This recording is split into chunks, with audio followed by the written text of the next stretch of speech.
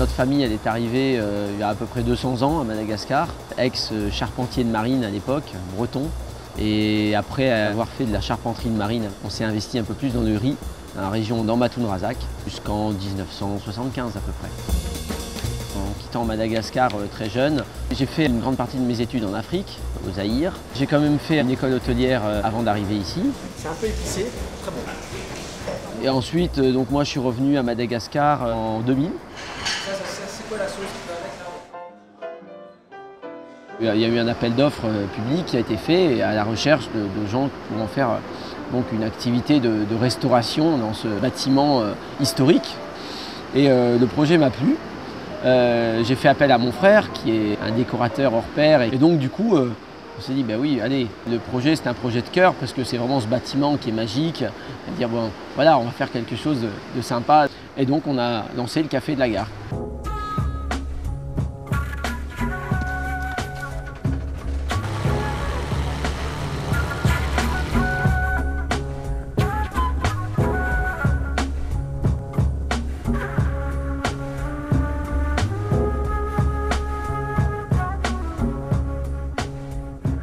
Mon grand-père venait ici, en villégiature, en Ambattoun Razak, c'est juste en face.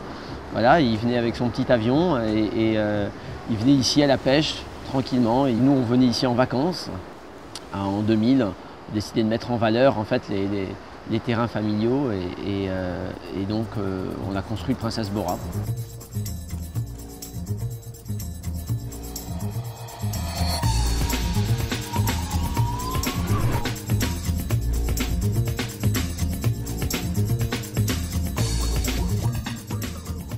Et je me suis installé ici aussi parce qu'il y avait des baleines et que ça a toujours été un de mes leitmotivs dans la vie, c'était de s'occuper des mammifères marins. Et donc ici j'ai pu allier l'hôtellerie et les baleines, voilà, dans un principe d'hôtel écologique et à vocation presque scientifique sur certains points. La partie baleine c'est 13,30. Hein. Voilà, oui, c'est ça. Il y a qui dedans? Tu peux voir? Alors, on a personne. Il y a 2 fins.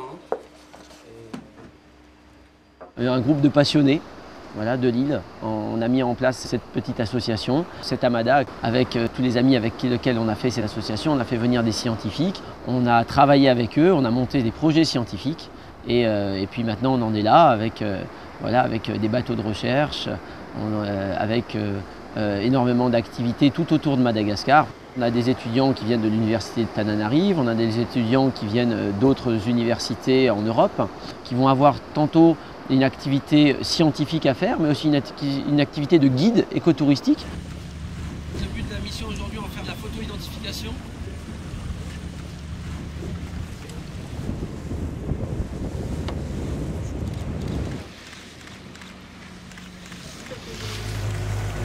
Et on a cette dorsale un peu pointue aussi. Dorsale triangle. Je vous laisse donner des noms, hein, des numéros. Ok, ça c'est la scène qui était plus à l'est. La première, noir au milieu, blanc sur les côtés.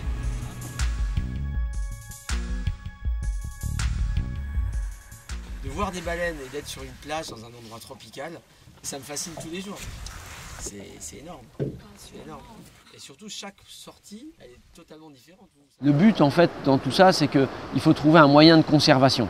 Soit on peut être une association dite activiste, auquel là, on va attaquer ceux qui attaquent les mammifères marins, soit avoir un langage un peu plus socio-économique. Le touriste, maintenant, il voyage et il a besoin de connaître plus. On ne va pas lui dire justement c'est une baleine. Le touriste, il va être demandeur de connaissances. Donc on va mettre un éco-guide qui va être formé par cet Amada. On va lui donner cette information pendant une sortie sur un bateau. On va lui donner cette information sur une conférence qu'il va pouvoir avoir.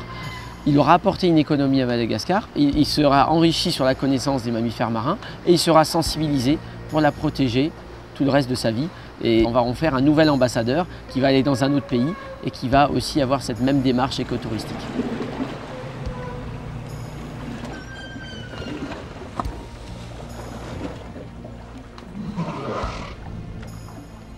Les eaux de Madagascar sont convoitées par des pêcheries, par des pays, par des organismes miniers auxquels il faut être vraiment vigilant.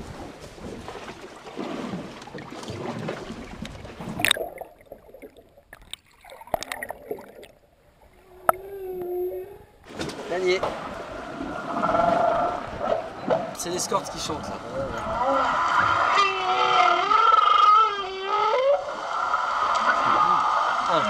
Là, il est immobile au fond de l'eau, la queue en l'air, la tête en bas, et il chante pour attirer la femelle. Et ces chants sont répétitifs. Demain, des bateaux pseudo-scientifiques peuvent aller ici, en face de Sainte-Marie, et chasser la baleine.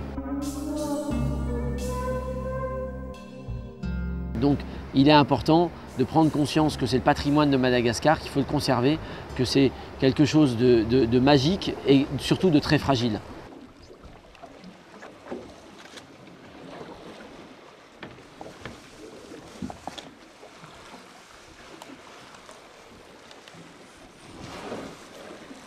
Madagascar a 10% de la population mondiale des baleines à bosse et c'est donc une concentration assez importante et il faut le protéger. Si vous remplacez mon appareil photo par un harpon, combien de baleines on aurait tué? Tellement facile.